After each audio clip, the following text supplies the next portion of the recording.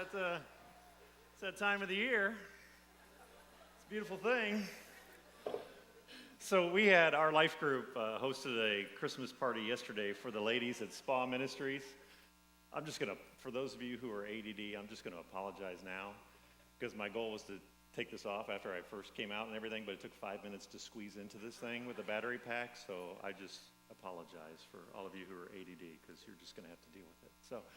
But we had a fun Christmas party with them, and we did ugly sweaters and everything, but in the process of looking for ugly sweaters, I found out about the king and queen of ugly sweaters. Scott and Lara Perry were in the Elkhart Ugly Sweater 5K run yesterday, and as you see, Scott was the winner of the Ugly Sweater Award, and Lara got honorable mention for hers as well. So, nice job, guys. So I didn't get it was right during the time of our Christmas party yesterday, so I couldn't mooch it then. I said, I've got to have it for tomorrow. So, and if you think the front's disturbing, just saying, it's just a little crazy. I mean, I'm picturing Scott being behind you. Like, imagine being the guy behind there, hey, like, dude, that's either going to motivate you to speed up or slow way back down, one of the two. So there's not much in between there. So, well, it's December. And unless your name is Dar and your house has been decorated for a month already, you've probably been in the midst of decorating your house for Christmas this past week or so. And we have artificial trees now, but I remember as a kid getting the whole family crammed into our Ford 1984 station wagon country. Anybody own one of those? That's not my family, so don't look too closely at that, all right? Didn't have someone to pop out and take a picture of us as we were going down the highway back then. But that was the exact car that we had, the kind of model we had. And that was like big time, because how many of you had station wagons growing up? All right, for the longest time, the back seat faced out. But when these bad boys came out, look at that, side to side, that's right. It was like this amazing invention to be able to sit side to side in the back seat there. So we started out for our adventure of going to get the nearby Christmas tree. We went to the nearby Christmas tree farm and select a giant tree for our living room. So us 4 kids would bicker over which tree was the best, and inevitably Mom and Dad would have to step in and help make the final decision. And then we tossed it on top of the wagon, and we headed home where we trimmed it and crammed it through the front door, and we set it up in front of the large bay window in our living room. And Mom or Dad would wrap it in lights, and then we would all put on tinsel, which I hated, because back then when you did tinsel, it was the strands of tinsel where you had to put on one at a time, and you just waited till Mom and Dad went out and just shoved it in there a little bit. And then we put on all of our ornaments, those that we bought from the store and those that we made in Sunday school class through the years. And finally, as kids would argue over who got to sit on Dad's shoulders to put the star on top of the tree, despite the fact that we had this simple rotation of oldest to youngest each year that we were all very well aware of, but we didn't care, and we hoped Dad would pick us anyway. But my favorite part of the decorating season was when we got out the nativity set. I'm going to jingle all morning long here, people. And this is actually the nativity set that I had when I was a kid. I still have it to this day. And we would bring it up, and we would set it in the living room, and we would take out piece by piece of this nativity set. And, I mean, these things, you remember this? You all had towels that looked like these years ago. These are the original rags and everything that these are wrapped in. And they're hideous-looking rags. It's an old set. But one by one, we would just carefully unwrap each piece and set out our nativity set every year. And it was one of my absolute favorite parts of things.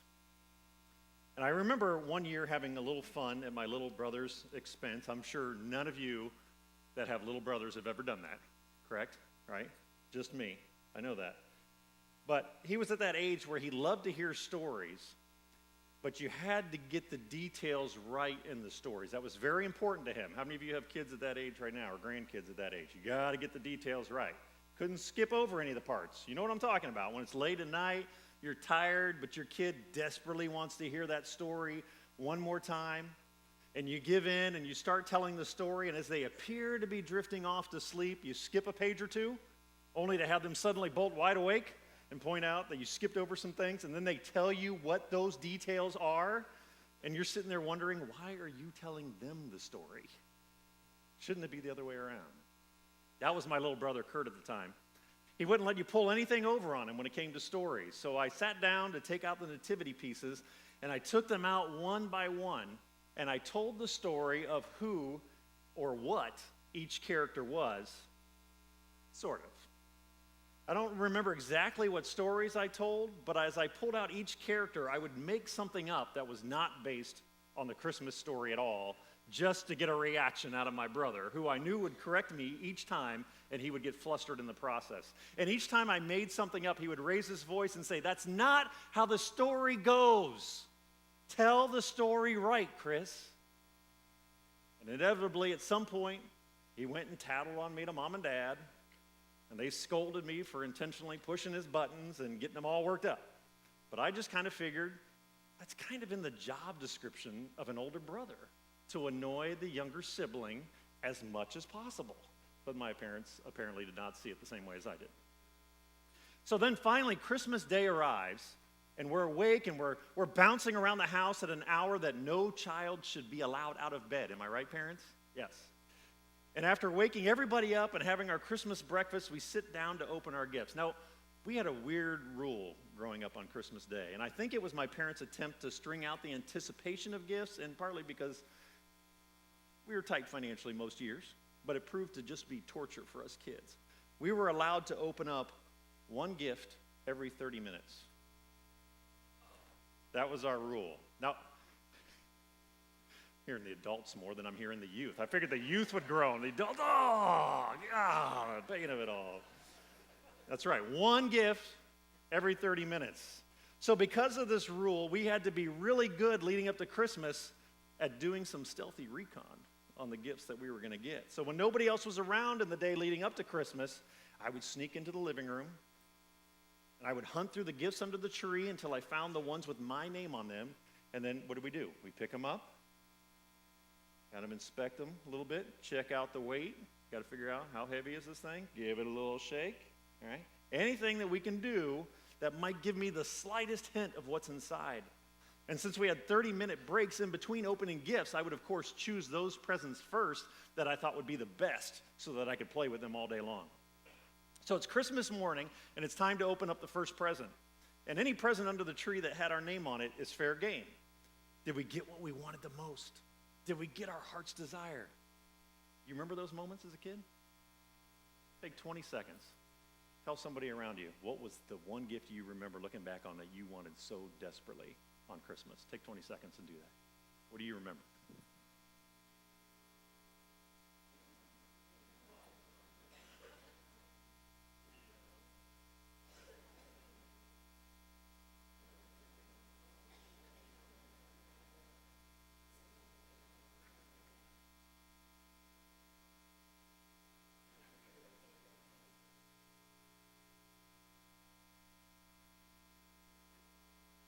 Okay, some of you apparently wanted more things than others and didn't get them. All right, mostly on this half of the room, right over here.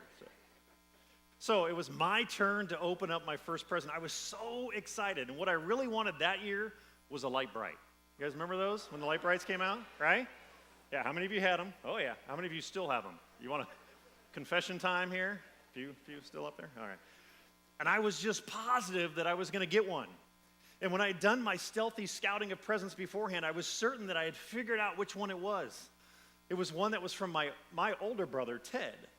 And the reason I was certain was because when I had picked it up, I thought it had the perfect weight to be a light bright. And when I shook it, it was clearly full of those little pegs that you stick in the light bright. I could hear them sliding around all over the place. Now, what I didn't take into account for was the rule I mentioned earlier, that an older brother's primary job is to annoy the younger brother at every opportunity. So as I took the box and I looked at my older brother, he had this twinkle in his eye and said, "You're going to love this." It was going to be my light bright. Finally. I ripped off the paper, I peeled back the tape on the box, I opened it up, and I started to cry. Why? Because my older brother had filled the gift box with dog food. A gift box of dog food. That was the first present I opened that Christmas. And I cried for two reasons. One, because my older brother was a jerk. All right? And two, because I was thinking about our family rule. You only get to open up a present every 30 minutes. So I'm thinking I've got to play with dog food for the next 30 minutes until it's time to open up my next present. That's not how this Christmas was supposed to go. And I felt like my younger brother Kurt did when I was unwrapping the nativity set. I wanted to say, that's not how the story is supposed to go. You did it wrong, get it right. You know, this time of the year we hear the Christmas story, and it is a story that is so familiar to so many of us. It's a story that has become so routine that we don't stop to think about it much anymore. We hear it and we think, yeah, Mary, Joseph, angels, shepherds, wise men, smelly animals, baby in a manger. Got it. But do we ever stop to really think about why the story unfolds the way it does? After all, this is the story of how the King of Kings came to earth. It's the story of how even way back in the book of Genesis, the first book of the Bible, after Adam and Eve chose their way over God's way, which is the definition of sin, that there's a reference even back then to the coming of Jesus. It was something that had been anticipated for centuries. The prophets of the Old Testament anticipated it. They talked about the descendant of the mighty King David who would someday return and would conquer the enemies of God's people. So in the minds of those believers that lived on earth at the time when Jesus came, he would come as this mighty warrior. He would show up in his full glory, and he would reclaim the throne of Jerusalem for himself, and he would lead his people to victory and prosperity. They waited with high anticipation for him to show up. It would certainly be a spectacular sight to witness when it happened. So if you're in this group of people at this time, in that frame of mind, and you have somebody that comes to you and says, Jesus is going to be born to a young girl who's a nobody, and he'll be born and placed in a stinky feeding trough because there's no room for him anywhere else. It wouldn't be surprising for you to stop him and say, whoa, you're getting the story wrong. It's not possible for the story to go that way. Get it right. It's not possible. Tell him how he's going to be born to royalty. Tell about how there's going to be this grand celebration where thousands of people from all over the city will come and see him, where there will be gifts of gold and silver poured out before him because he is the one who will save us from our enemies. Tell about how an invite will go out to all the royalty of other nations and that the most important people will gather together to witness this historic event. It will be a great fanfare on a huge stage. Get the story right. And if we stop to think about it for a minute, doesn't their storyline make more sense?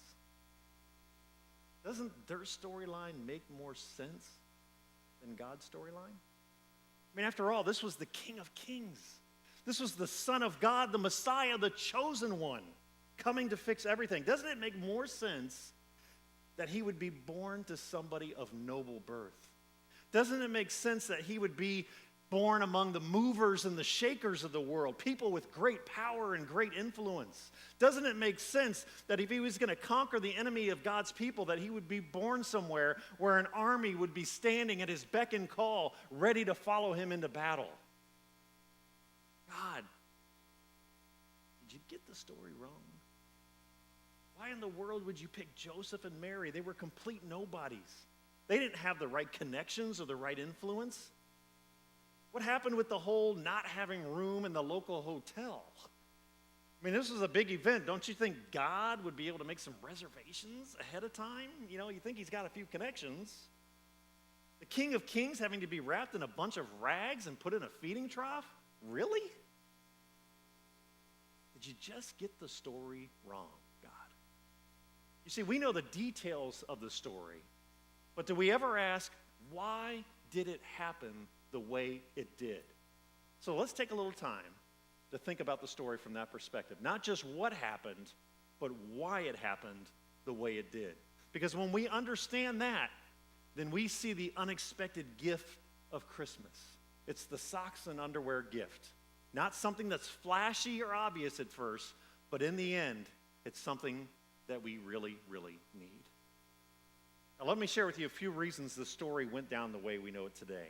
Part of the reason the story happened the way it did is because it's about God identifying with our struggles. This is an unexpected gift of Christmas. You would expect that the King of Kings would be born into a prominent family and would have a pretty comfortable existence here on earth, wouldn't you? But instead, he's born to this very poor family because he wanted to identify with our struggles. You know anybody who just has always had money? They grew up in a family with a lot of money, and it's all that they've ever known. It's not necessarily their fault, but they just simply can't understand or relate to those who are struggling to make it paycheck to paycheck.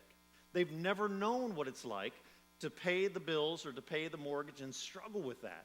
They've never had to say no to getting anything they want because the resources have always been there to get it. So they just can't relate to those who struggle financially. See, some people see God that way. They think of God as sitting on his throne in heaven, surrounded by streets of gold with only the best of everything around him. And they think, he doesn't understand what I'm going through. But yes, he can, because he's been what we go through. Maybe this Christmas is tough financially for you. Maybe you're struggling to get by. Jesus understands. He can relate to that. He grew up in a poor family. Even when he was older, he was homeless. He didn't own a house. He didn't have an apartment or a condo somewhere. He went from one place to another, trusting in God's provision for him as he went. He can relate to your financial hardships. Maybe you have some strained relationships in your life. Maybe you aren't looking forward to some of the upcoming family or work get-togethers because there's some tension or conflict with others that you would just rather avoid. Jesus understood strained relationships. Growing up, when he started to reveal that he was God's son, even his brothers thought he was crazy. Jesus understands. Or maybe you have some friends who have let you down in a big way. They've really hurt you. Jesus knows what that's like too. One of his closest friends betrayed him, and the group of men that he had poured so much of himself into for the final 3 years of his life, they all fled when the most difficult part of his life came, right before he was beaten and crucified. Jesus understands broken relationships. Jesus knows what it is to face injustice. I'm sure each of you could probably tell me at least one story where you were treated unjustly at some point in your life. You were innocent, but you were taken advantage of or you were used for somebody else's agenda. Well, guess what? So was Jesus. He did nothing wrong. He was charged for crimes that he didn't commit, and he was nailed to a cross. He came to this world in the way that he did because he wanted to be able to say, I understand what you are going through. I understand how you feel. In Hebrews 4:15, it says it this way, for we do not have a high priest. Now, the high priest was the person who was the representative to God on behalf of the people.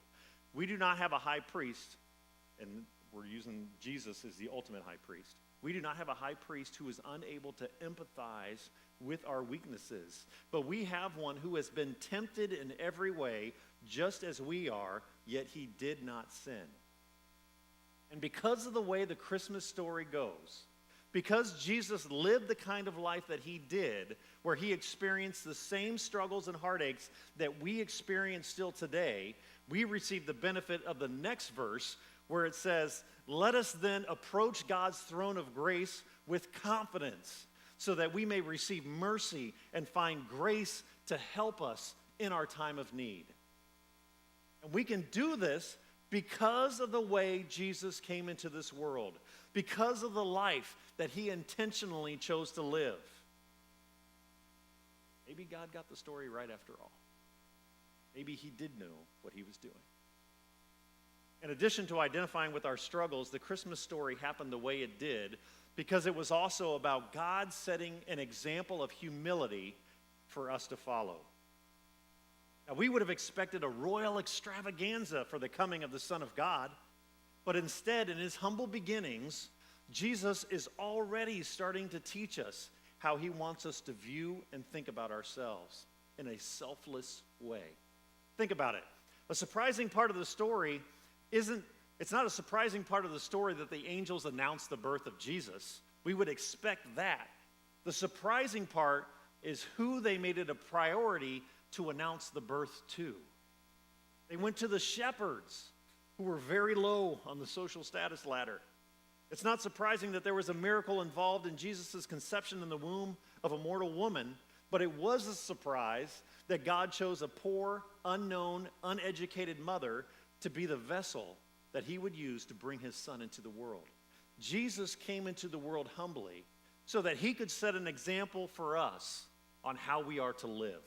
With his birth, he turns the value system of our world upside down. Now, let me give you an example of this. When Jesus was born, he was about 3 miles from the palace of King Herod. Now, this is a model of what it looked like. It's not actually there anymore. But it was this amazing piece of architecture. It was built up on this hill, so Mary and Joseph would have easily seen it from wherever they were nearby in the city. The walls were 90 feet tall, and the walls covered around 45 acres of land. It was surrounded by over 200 acres of gardens and various swimming pools. So here's King Herod in all of his glory and all of his stuff, and the Son of God 3 miles away laying in a feeding trough. Jesus comes to earth humbly to show us how he wants us to live, the mindset that he wants us to have. Listen to the challenge that Paul gives us in Philippians 2, where he writes these words. Think of yourselves the way that Christ Jesus thought of himself. He had equal status with God, but he didn't think so much of himself that he had to cling to the advantages of that status no matter what. Not at all. When the time came, he set aside the privileges of deity and he took on the status of a slave, became human. And having become human, he stayed human. It was an incredibly humbling process. He didn't claim special privileges. Instead, he lived a selfless, obedient life, and then he died a selfless, obedient death. And the worst kind of death at that, a crucifixion. Jesus doesn't tell us to live this selfless life from his comfortable throne in heaven. Instead, he comes down to earth and he demonstrates what that looks like for us, giving us an example to follow. Boy, do we need that in our society today, don't we? People of humility, people who live selfless lives, people who put others' interest above their own. Our world is in desperate need of people who follow this example of Jesus. Because just like in the time of Jesus on earth, we live in a culture that is all about stepping on others to get where you want to go. It's a culture where having power is important, where having status is important, where having stuff is important. But this is the value system that Jesus flips on its head when he gives us this teaching in Matthew 20. It says, you know that the rulers of the Gentiles lord it over them, and their high officials exercise authority over them. Not so with you. Instead, whoever wants to become great among you must be your servant. And whoever wants to be first must be your slave, just as the Son of Man did not come to be served, but to serve and to give his life as a ransom for many. We are to imitate the serving, selfless mindset of Christ. Now, one last thing about why the Christmas story went the way it did. Not only was it about God identifying with our struggles, not only was it about God setting an example of humility for us to follow, it was also about God making a statement about his incredible love for us. You know, at first glance, some of the parts of the Christmas story don't seem to be very well thought out. But as we've seen today, God knew exactly what he was doing, and he knew exactly why he was doing it that precise way. They speak of sacrifice. Jesus, who had it all in heaven, decides to come down to earth to be born to this poor family in extremely humble circumstances, to be laid in a feeding trough, to grow up and live a simple life, to die a gruesome death, and to rise victoriously from the grave. And he did it all so that you would know how crazy God is about you. Think of somebody in your life who's made significant sacrifices for you. Can you think of a person? Think of at least one person that has made significant sacrifices for you. Maybe it's been your parents, maybe your spouse, maybe your kids, maybe your best friend. They sacrifice for you because of their great love for you. The greater the love, the greater the sacrifice. And nobody loves you more than Jesus. And he demonstrated that by giving the ultimate gift of sacrifice, by taking on the penalty of sin that you and I deserve, by dying in our place, so that we could have the hope of heaven and the promise of an eternal relationship with our Heavenly Father. When we read the story of Christmas, we see just how far God will go to show his love to us. He sacrifices. He could have had it so much easier, but he chose to come into the world the way he did so that you would understand how far he will go to show you his love. So when you set up your nativity scene this year, if you have, when you look at your nativity scene this year, take time, spend time with the different pieces, and thank God for each detail of the Christmas story, because he didn't get the story wrong. He got the story right. He knew exactly what he was doing. So this Christmas, allow the unexpected parts of the Christmas story to remind you that God knows what you're going through. He has called you to a life of service and selflessness, and God loves you very, very much. Let's pray.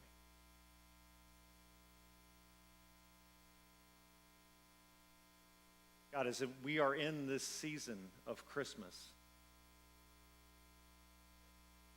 would you work in our minds, would you work in our hearts in a fresh way to see the story with new eyes? This story that maybe has become so commonplace for so many of us. It's just something that we take for granted because we live on this side of that story. But to try to put ourselves back in that time frame of what the expectations were, of thinking that there was just going to be the most important people that were going to be gathered together, and it was going to be this huge party, and it was just going to be all about celebration and the important people being there. And in the midst of that, you flipped the story. You came to the least of these. You came to a young girl who was a nobody in the world's eyes. You came to a father who was a nobody in the world's eyes. You sent your angels to shepherds who were nobodies in the world's eyes.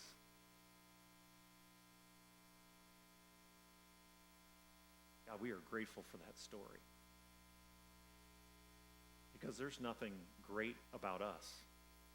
Our greatness is only in our identity as being your children. That is where our significance, that is where our value, that is where our identity needs to come from. God, may we be reminded as we think about the Christmas story this year that you are a God of love and mercy.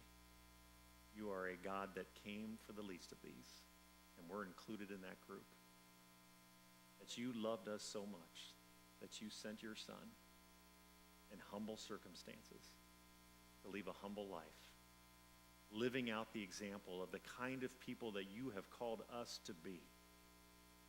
Through his death and resurrection, by placing our faith in you, we can have the hope of spending eternity with you.